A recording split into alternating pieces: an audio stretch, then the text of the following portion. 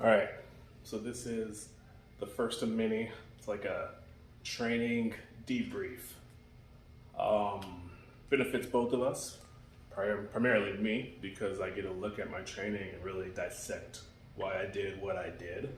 And maybe that's of interest to you, and you can learn something and incorporate it into your own training.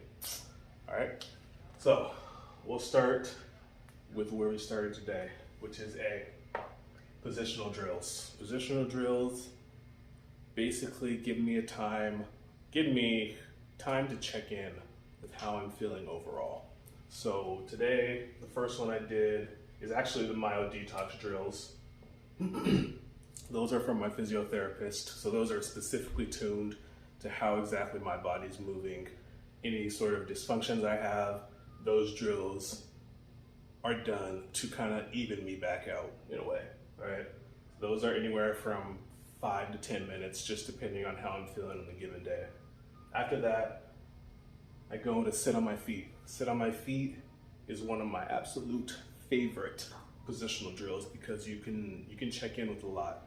You can check in on your quads, you can check in on your knees, you can check in on your shins, your ankles, your feet. If you lean back, you can go ahead and just check in on the abdomen.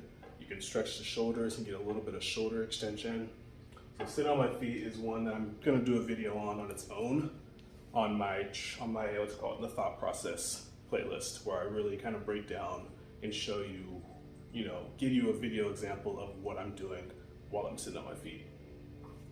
After that, we go into a kneeling adductor flow. I'll link a video up above where I have a kneeling adductor flow kind of already done, but that's basically adductors, inner thighs. I'm just kind of checking in on the groin, the hip. That was 3. Then we go to spinal rolling. Spinal rolling is just how it sounds. You lay on your back, you bring your knees in, you roll side to side, you make figure 8s on your spine, and you roll off to the left, you roll off to the back, to the right. You're just kind of trying to feel out like, how's my spine feeling overall. Lastly, we give some attention to the wrist. So with wrist attention, I'm basically going here onto a box or onto the ground and just really stretching out the wrist and making sure that I've got, some decent mobility. And just, like I said before, everything's just a check-in. It's just seeing how the body is feeling, seeing if I can do the session that I ultimately plan to do in the beginning. So this is the time where I may make some audibles to the training session that I originally had in mind. After all this, we basically move to B, which is this, but like kind of in action. So we're still checking in, but now we're raising the heart rate. Now we're really getting in tune with the body. So we start with the rope flow, which allows me to really get in sync and kind of move together. So the feet, the hips, the wrists, the shoulders, everything is moving as one with the rope. Very good for the shoulders, very good to get the heart rate up, keep the sweater on, get a nice sweat going. We pair that with the chi stick. Chi stick is very good for internal torque. We're kind of waking up the chest because I plan to do some horizontal push, and we're going external as well. So we're really just kind of here, checking in the shoulders, going in, going out, going in, going out, and really just seeing how the shoulders feel overall. Third is a tall kneeling medicine ball chest pass. So this, you lay down, or you sit down tall kneeling, you're on both knees, chest pass, explode forward, and we're basically just waking up the chest, getting everything fired up, syncing it all together, especially since we're doing a push session. I did the slow motions. Now we're kind of activating everything, not activating, but we're kind of picking up the pace. It's the easiest way. Next, we went into the main movement of the day, barbell floor press, all on its own. The first 4 sets are warm-up sets. I keep the feet floating. This allows me to get a little more core engagement, and also limits how much weight I can use, which I like because my shoulders are one of the things that we're working on, my mild detox drills. So I'm not pushing it to the extreme of the shoulders. I'm really just trying to make sure that I can feel my chest working during the barbell floor press. So 4 warm-up sets with the feet floating. Then I did 4 working sets with the heels pressing on the bench. This now lets me still keep the low back pressed against the ground, but now since I'm pressing and bringing force down into the bench, I'm able to exert a little bit more force and kind of focus on moving the weight and not necessarily keeping my stability like I was with the feet floating in the air. And I'll have a video of this as well. This takes a while. With these, there's no specific rest period. It's rest as needed. So the 4 warm-up sets, like my rest periods are anywhere from 30 to 90 seconds. The 4 working sets, my rest periods are anywhere from like 75 to 3 minutes, just depending on how I'm feeling and kind of just checking in on my body. There's no fixed number or anything. After that, we went to D. D is a conditioning piece. This is a very fun one. This was one of my favorite portions. This is my favorite section of a workout I've done all year. Load up the sandbag. I did a sandbag bear hug carry, keeping it close to the chest.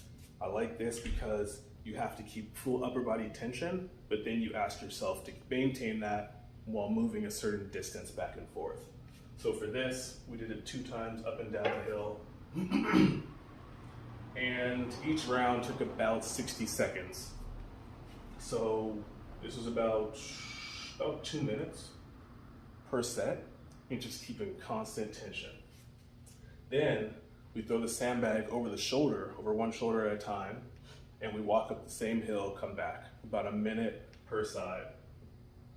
I like that because you have to, if the sandbag's on your right shoulder, you have to prevent yourself from falling over to the right and really tighten up on the opposite side.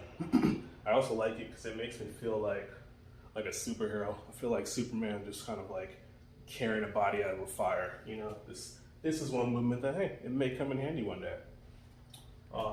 So after those 2 movements, get me nice and tired, work up a sweat, increase that tension in the full body, we go to jump rope.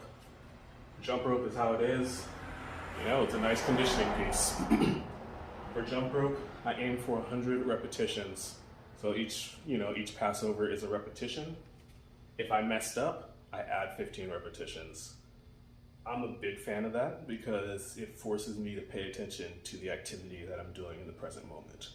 There's no dozing off, there's no thinking about anything else, because the moment I start looking around, the neighborhood, or I start thinking about what I'm gonna eat, I fuck up, and I then have to add 15 reps, and that's just a nice motivator. This was very good because I went 3 times, times 100, so I didn't fuck up at all, which is nice, because last time I did this, I messed up a couple times. So this was nice, it gets you tired. Then I like getting tired and then putting yourself in a static position, because that forces you to own the position. It's very easy to do, not very easy, it's very simple to do a plank when you're very fresh, but you ask yourself to do that plank when your heart rate's up, you're breathing, you're sweating, and you got a whole different game. So I went into an extended plank hold, which is like a push-up, but then you walk your hands forward, so you're like reaching out. There'll be a video for this. And that was 60 seconds times 3. These are all times 3. Amazing. I'm gonna do this full portion as its own workout one day because it felt really, really good. But anyways, this is a nice little explanation of why I did what I did. Hopefully it makes sense. You can let me know in the comments below, all right? But plan to see more of these training debriefs.